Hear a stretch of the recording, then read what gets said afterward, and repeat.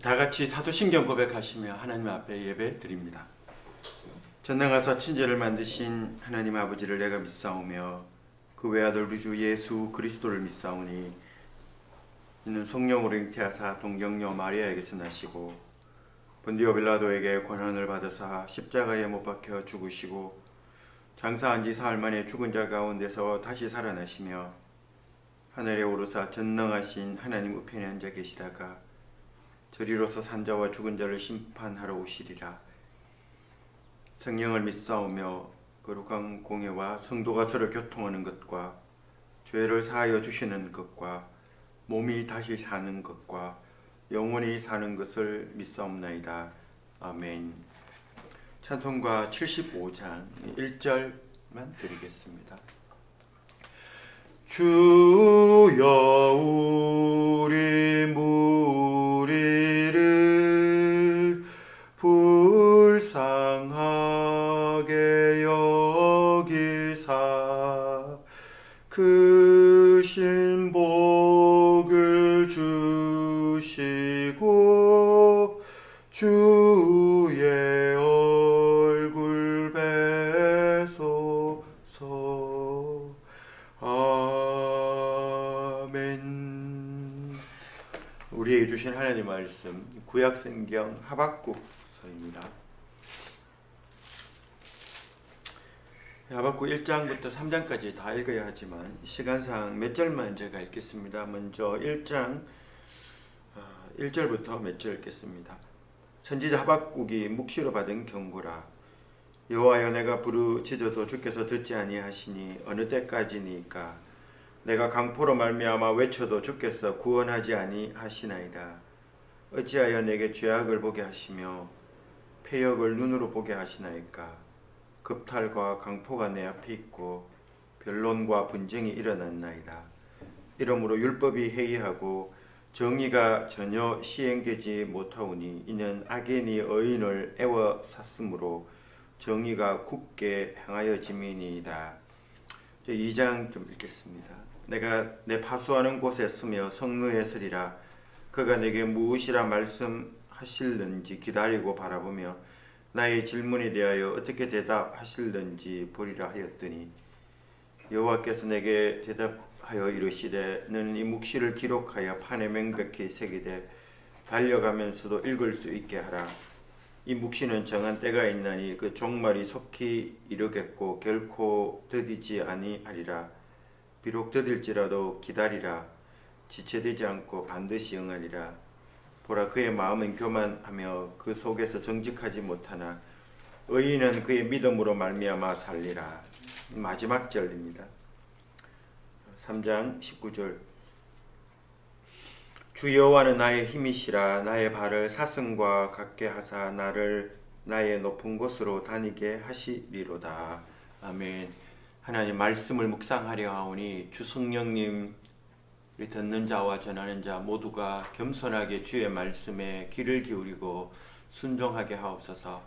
예수님의 이름으로 기도합니다. 아멘. 하박국 선지자가 활동하는 즈음에 국제 정세는 요동치고 있었습니다. 그동안 근동아시아를 주름잡던 아시리아가 바벨론에 의해 멸망당하고 그리고 바벨론 제국이 새로운 강대국으로 자리 잡던 시기였습니다. 이 와중에 강대국들 틈바구니에 끼어 있던 북이스라엘은 쇠퇴해 가던 아시리아에 의해 멸망당하고 남유다 역시 신흥 강대국 바벨론 제국의 힘이 점점 세져서 결국에는 멸망당했습니다. 하박국 선지자는 멸망당하기 전에 기록을 하고 있는 것입니다. 제국들의 이런 흥망성쇠 와중에 이스라엘이 멸망당하던 즈음에 하박국 선지자가 나타나 하나님께 질문하고 하나님은 하박국 선지자에 대한 답변을 하고 있는 내용이 바로 하박국 내용입니다. 하지만 단순히 하나님과 하박국 사이의 대화가 기록된 그 이상의 의미가 하박국서에 있습니다. 하박국이 질문하고 하나님이 답변하는 것, 듣는 것도 굉장히 중요한 하나님의 말씀을 깨달을 수 있게 하지만 궁극적으로 질문하고 답변하는 동안 하박국이 변화되고 있다라는 겁니다. 그러기에 하박국서를 읽을 때 질문과 대화의 내용과 하박국이 어떻게 바뀌는지 이 두 가지를 동시에 볼 필요가 있습니다. 먼저 하박국이 하나님께 하는 질문을 먼저 들어보겠습니다. 선지자는 2절과 3절에서 당시 이스라엘의 불의를 왜 하나님은 시청만 하고 계시는지 강한 의조로 질문을 합니다. 하나님이 세상의 빛으로 삼으시고자 세우신 그의 백성이 하나님과의 언약을 깨트리고 불의를 행하는데도 왜 하나님은 보고만 계시는지 하나님께 기도하며 질문을 선지자가 하고 있습니다. 하나님이 그냥 두시는 것 같아서 결국은 이스라엘 땅에서 율법이 해이해지고 정의의 시스템은 마비되고 남아있던 의인들은 점점 힘을 얻어가는 악인들에 의해서 압제를 더 당하고 결국에는 숨이 막힐 지경이 되었다라고 탄원을 하나님께 올리고 있습니다. 상황이 이러한데도 하나님은 폭력적 사회에서 의인을 구원하실 수 있는지 아니 구원할 의지가 있는지 날카롭게 질문을 합니다. 이때 하나님은 응답하십니다. 그리고 하나님은 시청만 하고 있지 않을 것이라 하박국에게 말씀해 주셨습니다. 하나님의 백성 가운데 있던 불의한 자들, 의인을 압박하는 불의한 자들에 대해서 하나님은 공의로운 심판을 집행하실 것이라 말씀하십니다.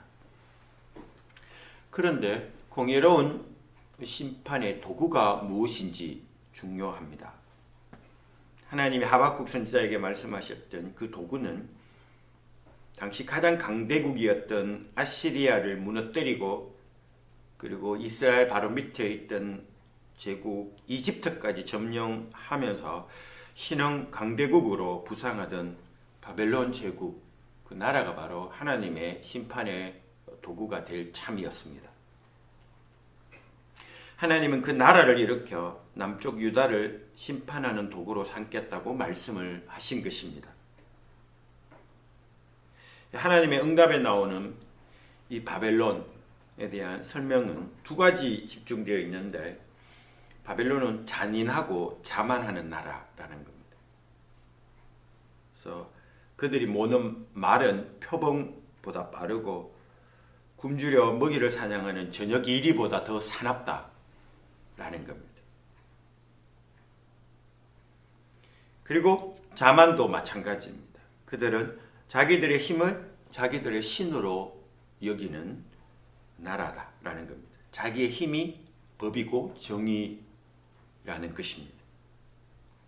하나님은 이제 그런 충동적이고 교만한 나라가 그의 언약 백성 이 저지른 불의에 대한 심판자로 내려오는 걸 허락하시겠다고 하박국에게 알려주셨습니다. 그래서 하박국은 다시 두 번째 질문을 합니다. 그리고 더욱더 혼돈에 빠져서 하나님께 질문을 합니다. 이스라엘이 아무리 악해도 그렇지 어떻게 바벨론의 악에 비하면 이스라엘은 경건한 축에 속한다라는 것입니다. 그런데 어떻게 그런 무지막지하고 교만한 그리고 자신의 힘을 신으로 삼는 그런 나라를 사용하여 당신의 언약 백성의 불의에 대한 공의를 집행하실 수가 있느냐라는 것입니다. 하박국 입장에 봤을 때 그것은 결코 공의의 실행이 아니었던 것입니다. 이스라엘 가운데 의인이 악인에 의해 둘러싸여 압제당하고 있는 것을 해결해 달라 기도했는데, 이제 일어나는 일은 더 사납고 더 교만한 민족을 일으켜 세워 그 의인을 압박하고 있는 유대 사회의 불의에 대한 심판을 하시겠다라는 것이었습니다. 하나님의 해결책이 하박국에 가져다 주었던 문제의식은 두 가지였습니다. 지금까지 고통당하던 이스라엘 내의 의인은 하나님이 바벨론 제국의 침략을 허용하심으로 이제 그 의인들은 이중적인 악, 유대 내의 악과 그것을 심판하려는 열국의 악, 이 두 악에 의해 더 괴로움을 받게 된 것입니다. 중간에 있던 의인은 주변의 유대 내의 악에 의해서 압제당하고 있었는데, 이걸 심판하겠다고 하나님이 열국을 들어오는 걸 허용하자 이제 그의 중간에 있던 의인은 이중적 악에 의해 고통을 당하고 있다라는 겁니다. 이건 하박국의 입장에서는 결코 악에 대한 정의 실행이 아니라는 것입니다. 아픔을 치료하고자 약을 사용했는데 그 약이 병보다 더 나쁘지 않는가라는 겁니다. 하박국은 이런 상황의 부당함을 위해서 비유를 사용을 합니다. 그러니까 하나님께 제기했던 질문은 두 가지였는데, 첫 번째로는 유대 내의 의인들이 이중적 악에 의해 고통을 당한다라는 것이었고, 그리고 하나님의 방법이 두 번째 하박국에게 제기했던 질문은 병 치료하고자 약을 사용했는데 약이 더 나쁜 게 어떻게 하나님의 치료 방식인가에 대한 질문이었습니다. 하나님의 이야기는 계속 진행이 됩니다.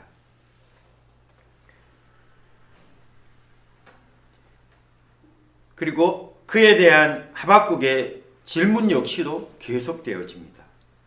그래서 하박국은 하나님의 방식에 대해서 불만을 다시 제기하기 위해서 바벨론 왕의 행동이 얼마나 악한지 하나님께 말씀을 합니다. 그래서 거물을 쳐서 고기잡이 하는 어부의 바벨론 왕을 비유했습니다. 사람 생명을 이윤 도구로만 보는 비인간적인 왕에게 어떻게 하나님이 공의의 칼을 쥐어줄 수가 있느냐라는 것이었습니다. 그런 충동적이고 자만에 빠진 나라의 무지막지한 힘이 이스라엘에 뻗치는 것을 허용하심으로 유다의 죄에 대한 공의를 행하시겠다, 이 말씀이십니까 하나님? 이렇게 하박국은 질문을 한 것입니다. 하박국에 따르면 이것은 악을 없애는 게 아니라 오히려 악을 더 확산시키는 모양이라고 더 강하게 하나님께 나를 세워 질문을 했습니다. 그리고 이 질문 이후에 하박국은 이제 자리를 옮겨 성벽 위로 올라갑니다. 그리고 그곳에 있는 망대에 올라갔습니다. 그 망대에서 하나님이 자신의 질문에 대해 어떻게 답변하는지 기다려 보겠다라는 뜻이었습니다. 이때 하나님께서 기다리고 있는 하박국에게 말씀을 하십니다. 바로 2장부터 시작이 되어지는데, 먼저 2절에서 보시면 이렇게 이야기를 하고 있습니다. 여호와께서 내게 대답하여 이르시되 너는 이 묵시를 기록하여 판에 명백히 새기되 달려가면서도 읽을 수 있게 하라. 그리고 2장 마지막에는 오직 여호와는 그 성전에 계시니 온 땅은 그 앞에서 잠잠할지니라 하시니라. 하나님의 입장은 이렇습니다. 이제 내가 말하는 것을 너는 판에 적기만 하고 입 좀 다물고 가만히 있으라는 겁니다. 그리고 하나님이 일하는 것을 보아라 라는 뜻이었습니다. 그리고 하나님은 더 붙여서 말씀을 하십니다. 3절에 이 묵시는 정한 때가 있나니 그 종말이 속히 이르겠고 결코 거짓되지 아니하리라. 비록 더딜지라도 기다리라. 지체되지 않고 반드시 응하리라. 하박국이 질문한 것은 하나님이 어떻게 더 악한 자가 유다의 불의를 심판하실 수 있는지 그에 대한 질문을 했습니다. 그것은 악을 해결하는 게 아니라 악을 더 풍성하게 하는 것이 아닌가라는 질문이었습니다. 이에 대한 답변으로 하나님은 하박국에게 모든 묵시, 환상, 하나님이 주시는 말씀, 그것은 정한 때가 있다라고 말합니다. 이 묵시는 바로 하나님이 하박국에서 보여줄 환상의 말씀, 응답의 말씀입니다. 하박국에게 들려주는 말씀일 뿐만 아니라 역사 속에서 하나님이 응답하시는 역사 속에서의 계시이기도 합니다. 그런데 그 환상, 그 말씀이 이루어지는 때가 있다라는 것입니다. 하나님이 역사 속에서 행하시는 일은 역사의 흐름에 따라 일하신다라는 것입니다. 악에 대한 심판도 마찬가지였습니다. 하나님이 어떤 일을 한번 하셨으면 그 다음에 그 일을 통해 또 다른 일을 하실 때가 있는데 그 때가 되어야 앞에 일하셨던 하나님의 뜻이 어떻게 성취되어지는지를 볼 수가 있는데 두 번째 일이 이루어지는 일은 때가 있으니 그 때를 기다려야 한다라는 것입니다. 역사 속에서 하나님이 하시는 일의 완성을 보려면 시간의 흐름을 받아들이고 참고 견디는 일이 필요하다는 겁니다. 그래야 앞에서 행하셨던 일에 하나님의 진정한 일의 의미가 무엇인지 드러나는 그 다음 일을 볼 수가 있고 그 다음 일에서 하나님의 뜻을 헤아릴 수가 있다는 것입니다. 그래서 때를 기다리고 역사 속에서 시간이 진행되기를 참고 견디며 바라볼 필요가 있다는 게 첫 번째로 하나님이 하박국에게 주셨던 메시지였습니다. 그러면 그 다음에 하나님이 때가 되었을 때 어떻게 하나님은 당신의 의를 그리고 공의를 집행하실까요? 2장 4절에 우리가 봐야 하지만 그 시간상 그것은 넘어가시고 특별하게 2장 10절 그리고 2장 17절 그리고 앞쪽에 2장 8절에 보시면 하나님은 그에 대한 심판을 역사 속에서 행하실 때 때가 되어서 행하실 때 심판하시는 방식, 악에 대한 심판하는 방식이 그곳 본문에 나오고 있습니다. 먼저 2장 8절을 제가 한번 읽어보겠습니다. 내가 여러 나라를 노략하였으므로 여기서 내가는 바벨론 왕을 가리킵니다. 내가 여러 나라를 노략하였으므로 그 모든 민족의 남은 자가 너를 노략하리니 이는 내가 사람의 피를 흘렸음이요 또 땅과 성읍과 그 안에 모든 주민에게 강포를 행하였음이니라. 본문 하나 더 읽겠습니다.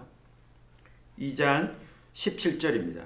이는 내가 여기서도 내가도 마찬가지로 바벨론 제국을 가리킵니다. 내가 레바논에 강포를 행한 것과 짐승을 죽인 것 곧 사람의 피를 흘리며 땅과 성읍과 그 안에 모든 주민에게 강포를 행한 것이 내게로 돌아오리라.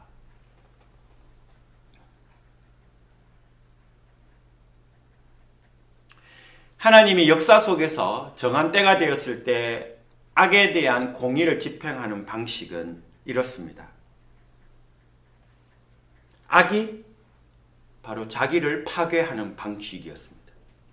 악인이 사용한 그 악한 도구가 바로 자기 자신을 파괴하도록 허용하시는 방식이었습니다. 악을 사용하는 자는 자신이 사용한 악에 감염되어 그 악에 무너지도록 하나님이 이끌어 나가시는 방식이었습니다. 이것이 바로 열국 가운데서 때가 되었을 때에 하나님이 악을 멸하시는 하나님의 방식이라고 말씀하십니다.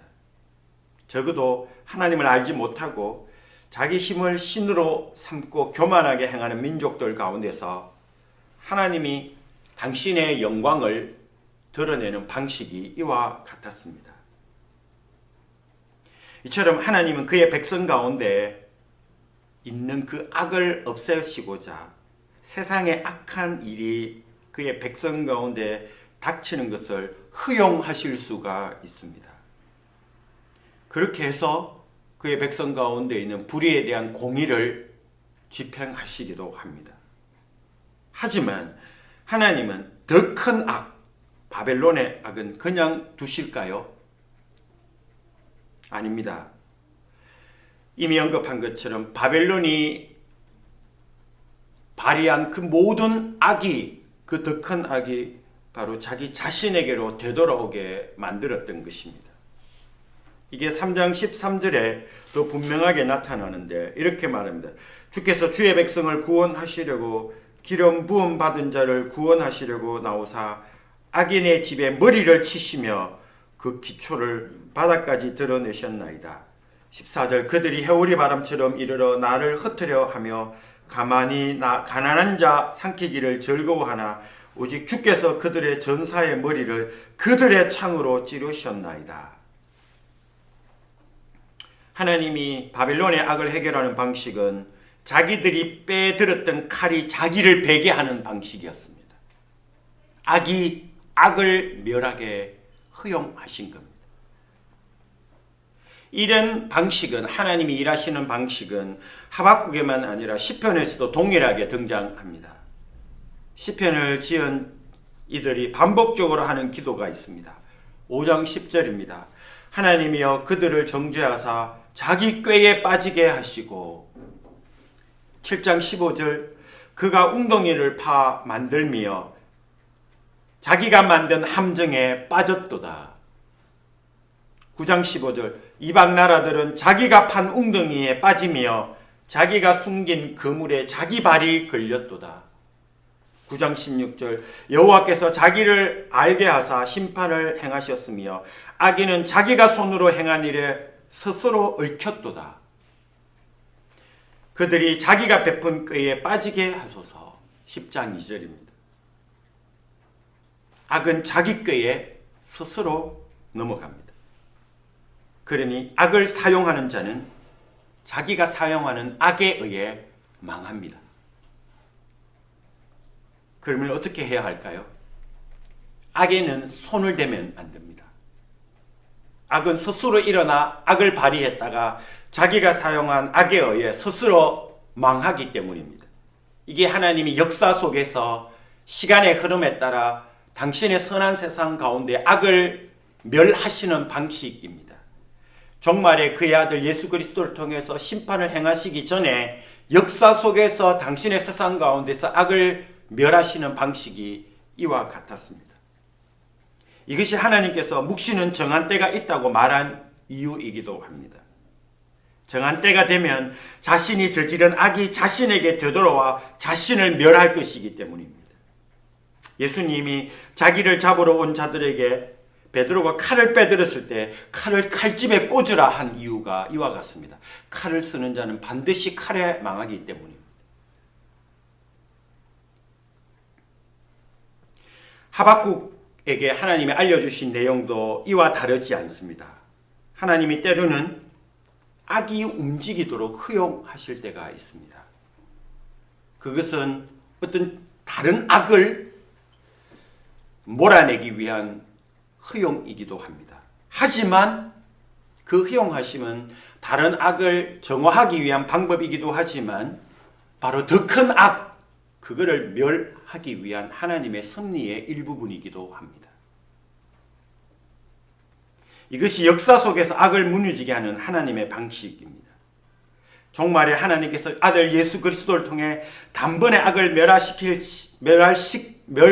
멸하실지라도 역사 속에서는 이런 방식을 사용하기도 한다는 것을 하박국 선지자에게 보여주셨습니다. 결국 바벨론은 주전 539년 10월 13일 밤에 페르시아에 의해서 패망합니다. 그때 페르시아 왕은 이스라엘을 본국으로 돌아가게 허락했던 고레서 2세였습니다. 이사야는 고레서 2세를 하나님의 목자, 하나님의 기름 부음 받은 자라고 불립니다. 열국의 왕에 대한 대단한 칭찬이기도 합니다. 그러면 선지자는 무엇을 해야 할까요? 하나님은 선지자에게 이렇게 말씀하셨습니다. 의인은 그의 믿음으로 말미암아 살리라. 중앙에서 압박당하고 있던 의인은 믿음을 지키며 살아가야 한다라는 걸 말하고 있습니다. 여기서 믿음은 바로 하나님의 신실함에 대한 역사 속에서 일하시는 그의 세상을 정화시키는 그의 성실하심을 쉬지 않고 발하시는 하나님, 그 정한 때에 일하시는 하나님, 그 하나님에 대한 믿음, 그 하나님의 성실하심에 대한 믿음을 지키는 일이라는 겁니다. 그리고 여기에서 말하는 믿음은 그런 하나님을 신뢰한다라는 것 이상 그 하나님께 충성한다라는 의미도 있습니다. 이는 믿음은 신뢰와 충성 두 가지 의미가 동시에 있기 때문입니다. 하나님이 그의 선한 세상에서 악을 정한 때에 멸하신다라는 것을 믿고 그리고 그 하나님께 충성하는 길이 바로 의인이 악의 시대를 건너는 방식입니다. 하박국 이 이야기를 하나님으로부터 듣자 하박국은 마지막으로 내면의 변화가 일어났습니다. 하박국의 1장, 2장의 내용은 바로 하나님이 인과응보하셔야 한다라는 겁니다. 정의를 하나님이 집행하셔야 한다라는 내용을 하나님께 간구했는데 마지막에서 하박국은 이렇게 고백을 하게 됩니다. 하박국 3장에 제가 한번 읽어보겠습니다. 여호와여 내가 주께 대한 소문을 듣고 놀랐나이다. 여호와여 주는 주의 일을 이 수년 내에 부응하게 하옵소서. 이 수년 내에 나타내시옵소서. 진노 중에라도 긍휼을 잊지 마옵소서. 드디어 하박국 선지자는 하나님의 공의만 아니라 하나님의 긍휼 역시도 기대하게 된 것입니다. 하나님이 역사 속에서 반드시 악을 멸하신다라는 이야기를 듣자 심지어 의인조차도 그리고 유대와 열국 그 모든 사람이 하나님의 공의 앞에서 살아남을 자가 아무도 없다라는 것을 깨닫고 의인이 살아갈 수 있는 유일한 길은 바로 하나님의 긍휼하심, 그거를 의지하는 길이라는 것을 깨달았던 것입니다. 그러므로 의인이 믿음으로 살리라 했을 때 하나님을 향해 가지는 믿음은 하나님은 성실하시고 그리고 하나님은 더불어 긍휼을 베푸시는 분이라는 믿음을 가지는 길입니다. 하나님의 공의에 대한 믿음, 하나님의 긍휼을 베푸시는 하나님에 대한 믿음이 동일하게 악의 시대를 건너는 우리의 삶의 방식이기도 합니다. 같이 기도하겠습니다. 하나님 아버지, 불의한 세상을 바라봅니다. 그리고 악이 창궐하는 시대를 바라봅니다. 하나님, 이런 시대에 하나님에 대한 믿음, 하나님의 성실하심, 하나님의 공의로우심, 하나님의 긍휼하심에 대한 믿음을 가지고 이 악의 시대를 우리가 건널 수 있도록 주님, 우리 모두에게 믿음을 더하여 주옵소서. 예수님의 이름으로 기도하옵나이다. 아멘. 주기도문 드리겠습니다. 하늘에 계신 우리 아버지, 아버지의 이름이 거룩히 여김을 받으시오며 나라가 임하시며 뜻이 하늘에서 이루어진 것 같이 땅에서도 이루어지이다. 오늘 우리에게 일용할 양식을 주시옵고 우리가 우리에게 죄 지은 자를 사하여 준 것 같이 우리 죄를 사하여 주시옵고 우리를 시험에 들게 하지 마시옵고 다만 악에서 구하시옵소서. 나라와 권세와 영광이 아버지께 영원히 있사옵나이다. 아멘.